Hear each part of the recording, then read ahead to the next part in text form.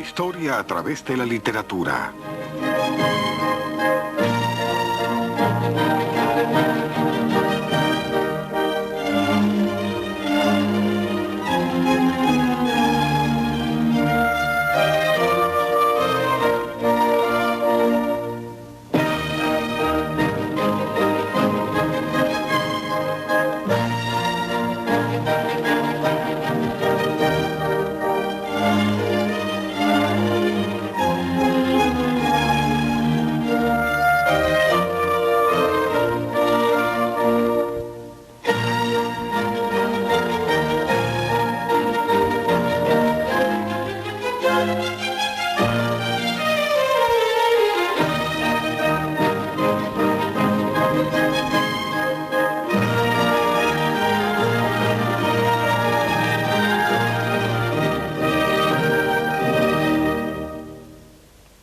Nuevos mundos y nuevas ideas.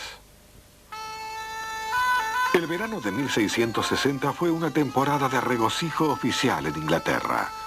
El rey Carlos II había regresado luego de su exilio en Francia y durante el verano patrocinó desfiles, espectáculos y fuegos artificiales para celebrar su retorno al poder.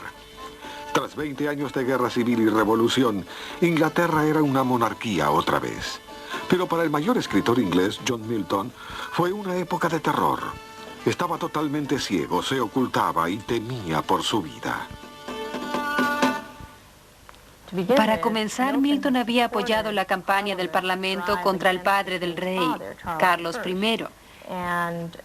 De hecho, el Parlamento ordenó que Carlos I fuera ejecutado. Cuando Carlos II regresó al trono, se cuidó mucho de Milton. Milton era un escritor y un poeta muy influyente, alguien a quien la gente le prestaba atención. Milton escribió una serie de panfletos que criticaban la autoridad del rey. Estaba claro que el rey no toleraría este tipo de escritos. Es lícito pedir cuentas a un rey tirano y malvado, y luego de la condena, deponerlo y ejecutarlo. En panfletos que circulaban en toda Europa, John Milton sostenía ideas nuevas y peligrosas. La libertad de la conciencia, la separación de la Iglesia y el Estado, y la libertad de expresión para escritores y pintores. Debido a sus radicales ideas, Milton fue capturado y puesto en prisión por Carlos II. Sus amigos, liderados por el poeta Andrew Marvell, intentaron con desesperación salvar su vida. Y luego, para sorpresa de todos, en diciembre de 1660, el rey otorgó al ciego poeta su libertad.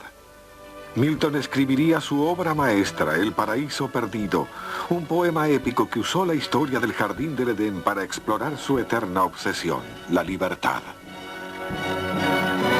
Denme la libertad de saber, de expresar y de discutir libremente según la conciencia sobre todas las libertades. Milton muestra también su empatía con la rebelión en los desafiantes discursos de Satán y otros demonios, luego de que Dios los enviara al infierno. En un pasaje, Mamón, el demonio de la abundancia, dice que el cielo fue una eternidad de trinar de himnos y forzados aleluyas. No nos dejen perseguir nuestro estado de espléndido vasallaje, sino buscar nuestro propio bien en nosotros mismos, prefiriendo la dura libertad antes que el fácil yugo de la ostentación servil.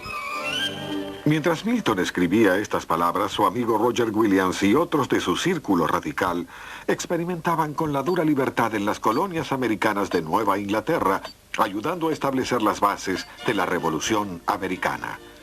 Milton vivió durante los comienzos de la era moderna, cuando las naciones europeas, lideradas por fuertes monarcas, se convertían en poderes globales y establecían redes comerciales en todo el mundo, conquistando pueblos nativos y construyendo colonias.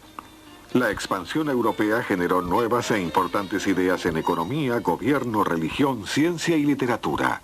Una nueva tecnología, la imprenta, ayudaría a difundir estas ideas lo suficientemente revolucionarias como para derrocar reyes. En el siglo XVI, 100 años antes de la época de Milton, los barcos portugueses fueron los primeros de Europa en explorar toda la costa africana y alcanzar finalmente las codiciadas costas de la India.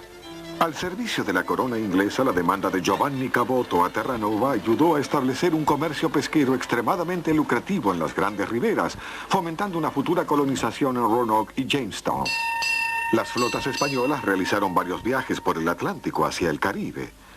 El capitán italiano Americo Vespuccio, navegando en un barco español que exploraba la costa de América del Sur, escribió a Lorenzo de Medici, su patrón, en Florencia. Esas nuevas regiones que descubrimos y exploramos con la flota, podríamos llamarlas Nuevo Mundo. Si hay un paraíso terrenal en algún lugar del mundo, sin duda no se encuentra muy lejos de aquí. Esta imagen de un paraíso terrenal golpeó el corazón de muchas naciones europeas.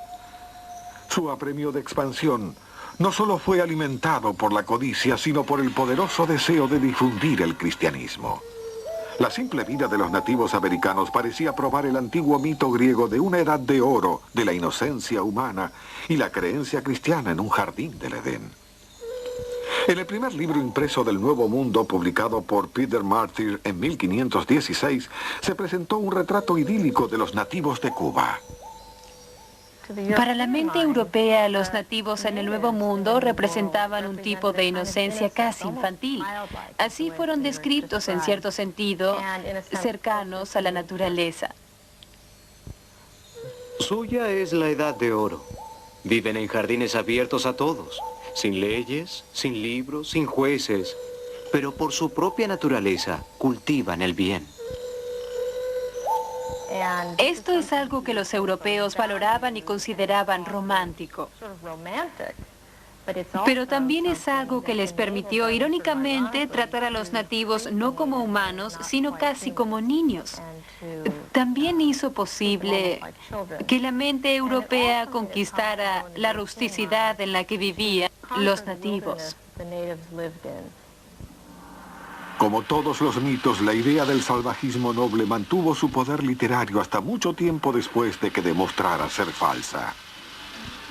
Durante 1520 y 1530, los españoles conquistaron los altamente organizados imperios de México y Perú por su oro y por la gloria de Dios. Estas eran culturas sofisticadas, avanzadas en ciencias, especialmente agricultura, medicina y astronomía. Sus minas de oro y plata hicieron de Felipe II y de los reyes españoles que le sucedieron los monarcas más ricos de toda Europa. Para fines del siglo XVI, los intereses económicos de España y Portugal se expandieron por todo el mundo, desde las minas, ranchos y plantaciones en América a los puertos de esclavos en África Occidental, los puertos de oro y marfil en África Oriental y las colonias de comercio en India, Asia, China y las Filipinas. Estos logros fomentaron el orgullo nacional. Los Lusíadas, un poema épico de Luis de Camões, celebra las proezas de marineros portugueses como Vasco da Gama. Desafiando todo peligro, toda guerra, con un coraje que superaba el poder del hombre. Entre remotas naciones emergió un joven imperio que ellos llevaron hasta los cielos. Los jóvenes imperios de España y Portugal pronto se vieron amenazados por otras naciones marinas como Inglaterra, Holanda, Francia, Suecia y Rusia.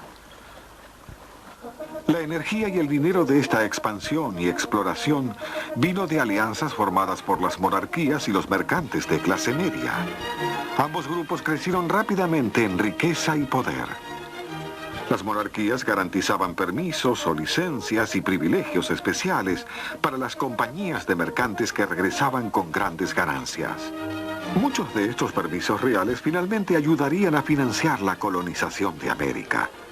Hacia el siglo XVII, estos monopolios reales fueron usados para controlar cada aspecto del comercio: materias primas, bienes manufacturados, mano de obra, distribución.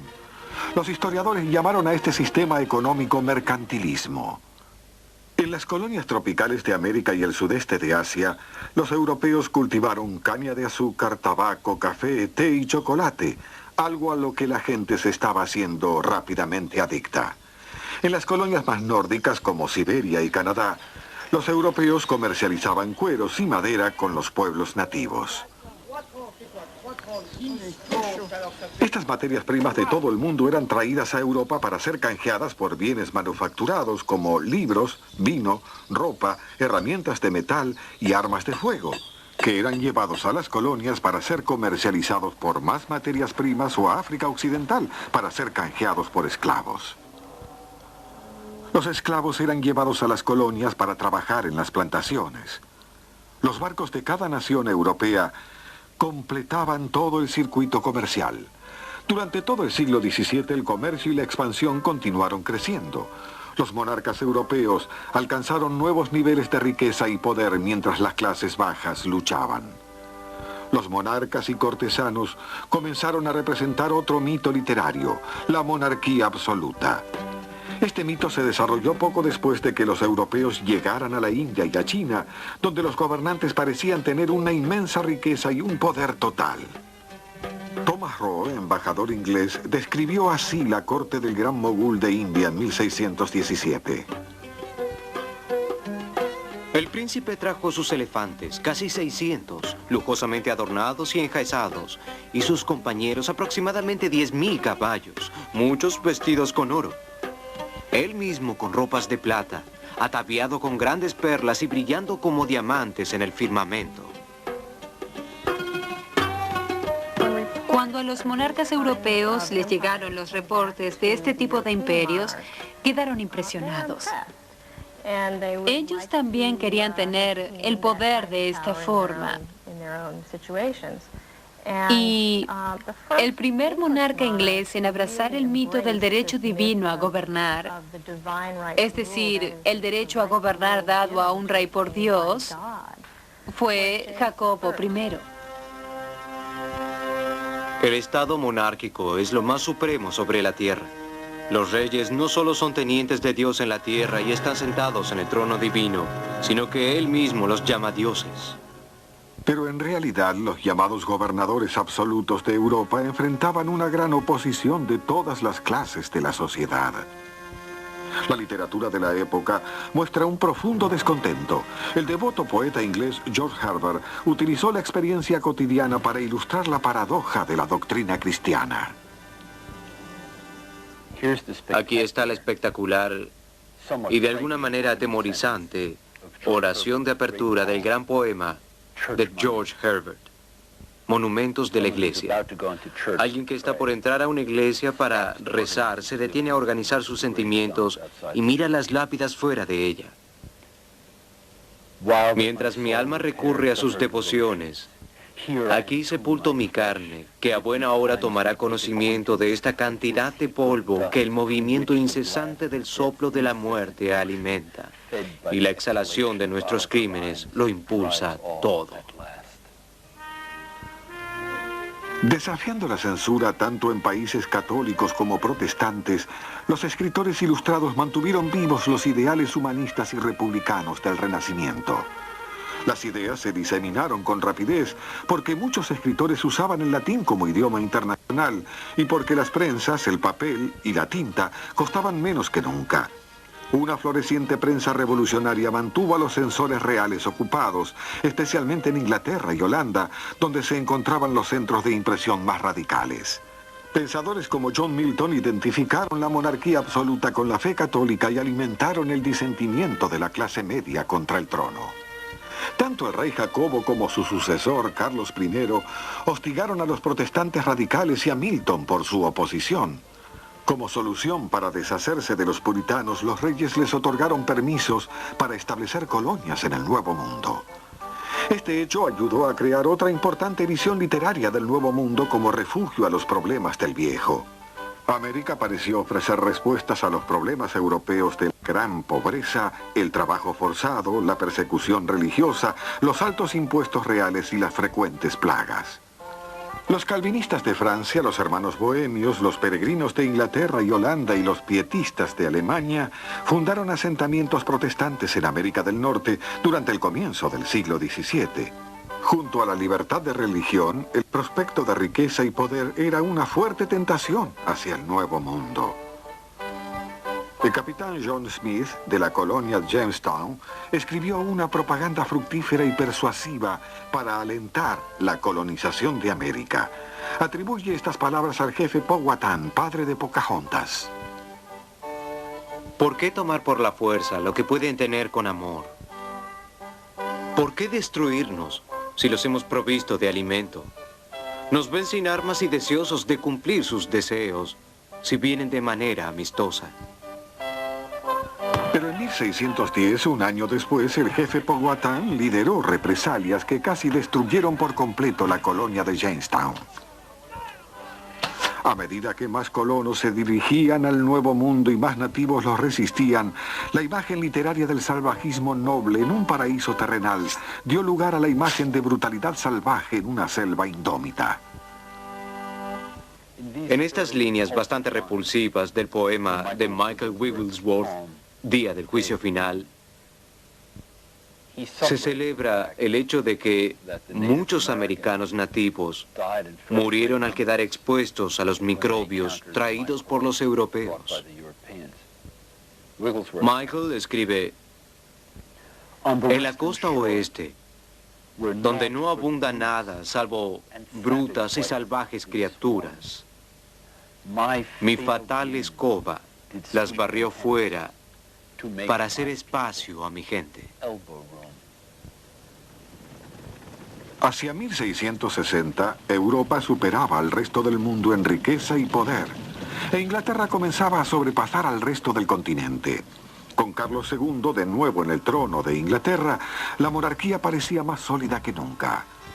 Pero el reinado de Carlos II estaría marcado por dos grandes desastres naturales. En 1665, la plaga de la peste negra cruzó el Canal de Holanda a Inglaterra y mató a miles de personas. Solo un segundo desastre, el Gran Incendio de 1666, liberaría a Londres de la plaga. Se quemaron 2/3 de la ciudad, así como también las ratas y las pulgas que portaban la enfermedad. Samuel Pepys, un oficial real que escribió un diario durante esos años, describió sus emociones así. Verlo me hizo llorar. Las iglesias, las casas, todo se incendiaba. Y el horrible sonido de las llamas y el crujido de las casas al quedar en ruinas. Un nuevo Londres emergió pronto de las llamas, y aunque la corte real retornó a sus placeres, la ciudad reconstruida fue financiada por los adinerados comerciantes londinenses, quedando como un monumento a los mercaderes y no a los monarcas. Para fines del siglo XVII, los escritores desviaron su atención de las clases superiores y produjeron nuevas formas de literatura. Poemas en idiomas modernos, periódicos y novelas que atrajeron el gusto de la clase media. Por primera vez, los escritores comenzaron a solventarse vendiendo su obra en vez de basarse en el patronazgo real para subsistir. Hacia fines de su vida, incluso John Milton dependió de las ventas para sobrevivir. Así como Daniel Defoe, autor de Robinson Crusoe, una gran historia de aventuras y parábola de la exploración europea en el mundo. Y John Bunyan, quien como Milton fue encarcelado por disidente. En prisión, John Bunyan escribió El viaje del peregrino, otra parábola de un viaje, esta vez a través del mundo del pecado hacia la ciudad celestial. El viaje del peregrino fue el libro, además de la Biblia, que casi todos los colonos ingleses llevaron a América. Las últimas décadas del siglo XVII emergieron como una época de optimismo en Inglaterra. Aún Milton, escribiendo sobre la primera desobediencia del hombre, finalizó Paraíso Perdido con una nota triste pero esperanzadora. En estas líneas de Paraíso Perdido, John Milton evoca la admiración y la melancolía de las primeras personas que llegaron a la tierra por primera vez. El mundo estaba delante de ellos, de dónde elegir su lugar de descanso, y la providencia era su guía. Ellos de la mano, con pasos errantes y lentos, a través del Edén, tomaron su camino solitario. El gobierno de Inglaterra había alcanzado un compromiso positivo. En la pacífica Revolución Gloriosa de 1688, el Parlamento finalmente estableció su derecho a controlar la monarquía, forzando a Jacobo II a abdicar del trono e invitando a gobernar a su hija María y a su esposo, el líder protestante holandés Guillermo III de Orange. El Parlamento ahora tenía el derecho a controlar la monarquía. Con menos censura, como nunca antes, los escritores ingleses miraron con interés hacia un mundo en expansión con libertad de expresión. Pero esto dijo Isaac Newton. Parece que solo fui un niño jugando en la costa, entreteniéndome al encontrar un bello guijarro o una caracola más hermosa de lo habitual, mientras el gran océano de la verdad yace sin descubrir frente a mí.